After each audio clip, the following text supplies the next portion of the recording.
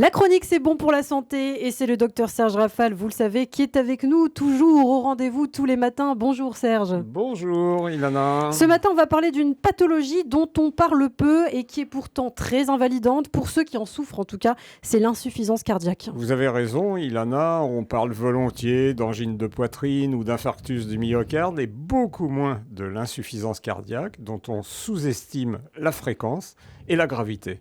Elle touche pourtant 2,3% de la population, soit 1,5 million de personnes en France, de 80 ans de moyenne d'âge, avec souvent des maladies associées.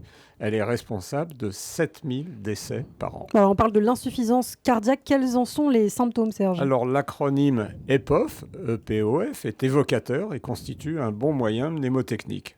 E pour essoufflement, P pour prise de poids, O pour œdème des membres inférieurs, F pour fatigue, auxquels peuvent s'ajouter des signes congestifs, des crépitants spécifiques à l'auscultation et une turgescence des jugulaires qui traduisent les difficultés pour un cœur fatigué à faire circuler normalement 6 à 8 000 litres de sang chaque jour grâce à 70 battements par minute en moyenne pour un tour complet qui dure environ 1 minute du ventricule gauche à l'oreille droite. Alors L'oreillette droite, pardon. Comment confirme-t-on le diagnostic ? Alors les symptômes que je viens d'énumérer sont très évocateurs, surtout si le contexte est celui d'une atteinte cardiovasculaire connue.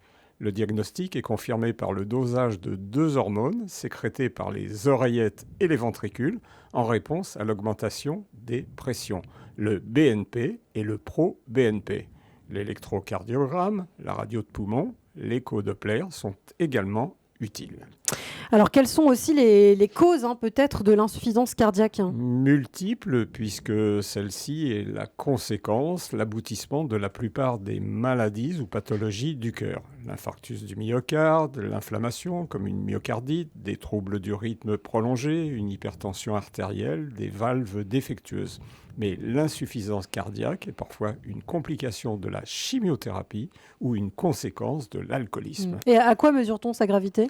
Aux capacités réduites du ventricule gauche à effectuer son travail de propulsion du sang dans l'aorte, puis la grande circulation, ce que nous appelons la fraction d'éjection systolique. Je vous rappelle que la systole, c'est la phase d'éjection du sang, la diastole, celle du remplissage. Alors un mot peut-être sur le ou les traitements de l'insuffisance cardiaque. Alors ils ont besoin d'être précoces afin de ralentir l'évolution de la maladie et parfois les lésions. Ce sont d'abord des traitements médicamenteux qui renforcent les contractions, bloquent le système hormonal, éliminent eau et sodium par une action diurétique. C'est parfois la pose d'un pacemaker ou d'un défibrillateur, la correction chirurgicale d'une valve cardiaque, la pose d'un stent pour améliorer l'oxygénation des coronaires. Et comment évolue alors l'insuffisance cardiaque ? C'est une maladie chronique qui ne guérit pas définitivement, mais qui peut être stabilisée grâce au traitement et à une bonne hygiène de vie. Réduction du sel,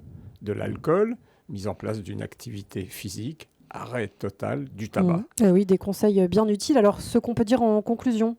À cœur vaillant, rien d'impossible, nous dit Jacques Coeur, le bien nommé, grand argentier de Charles VII au XVe siècle. Cœur insouciant, vit longtemps, lui répond Shakespeare. Nous n'en avons qu'un, alors prenons-en soin pour éviter ce qui serait un crève-cœur. Eh bien, merci beaucoup. C'est très poétique ce matin. Serge Rafal, il est avec nous comme tous les matins sur Radio J. Serge, on vous retrouve bien sûr demain sur cette antenne.